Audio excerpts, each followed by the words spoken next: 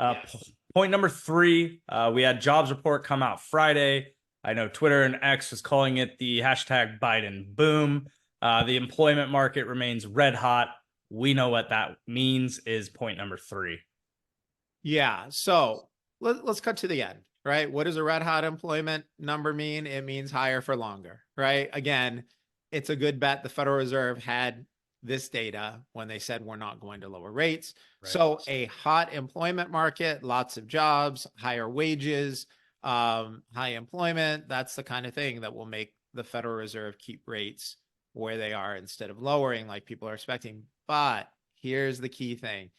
These numbers are weapons grade balonium, right? The first of all, the numbers are manufactured. I think, I saw somewhere they're getting responses on the employment stuff from about 30 to 40% of the businesses that they survey. So they're making up 70% of the numbers. 70% of what you see is an estimate.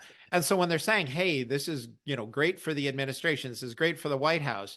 Well, Rob, if I could make up whatever numbers I wanted, like I'd love to make up my investment returns and tell, but yeah, we make 100% a year.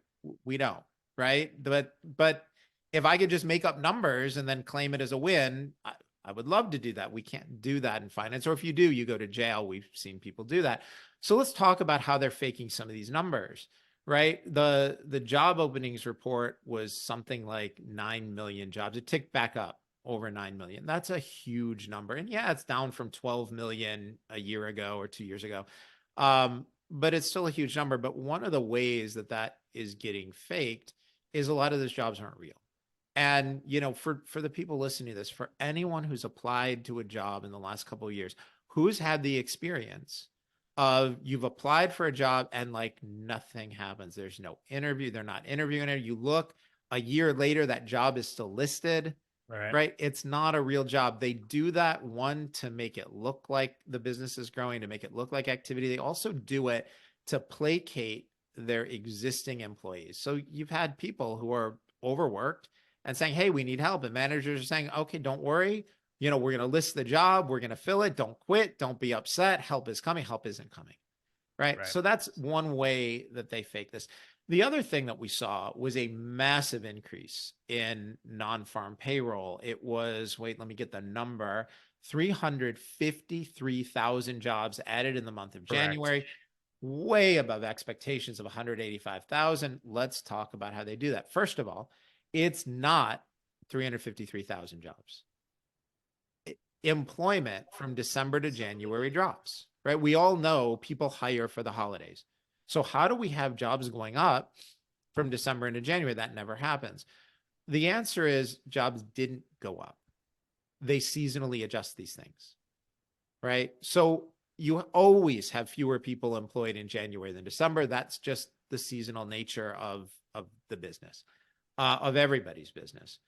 But what happens is they seasonally adjust these numbers. So basically it's not 350,000 more people employed. It's the government putting a multiplier on the number of new jobs. And so that's dishonest, but it is the way that it's done. Here's the other thing that's happening with that. Full-time employment is dropping.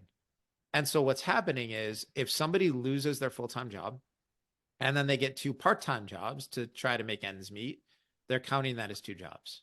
Right. This is not a sign of a healthy economy. And so what we're seeing, Rob, you were talking about people saying, hey, this is a win for the administration. It's a win for the White House. What we're seeing are headline numbers that deliver on a particular narrative.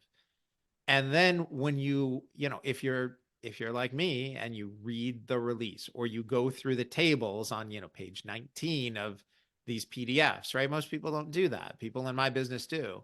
But when you start to take this apart and look into the details, you realize, wait a minute, this is not nearly as good as they make it out to be. It's the reality is not as good as the headline numbers. And that doesn't make its way into the newspaper headlines.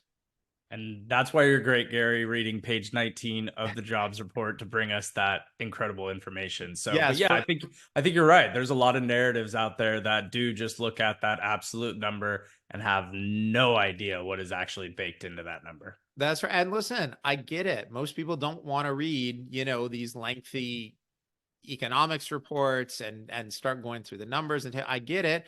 If you don't want to do that and the idea of doing that bores you out of your mind, subscribe to Deep Knowledge Investing. I'll do it for you, right? I will be bored on your behalf.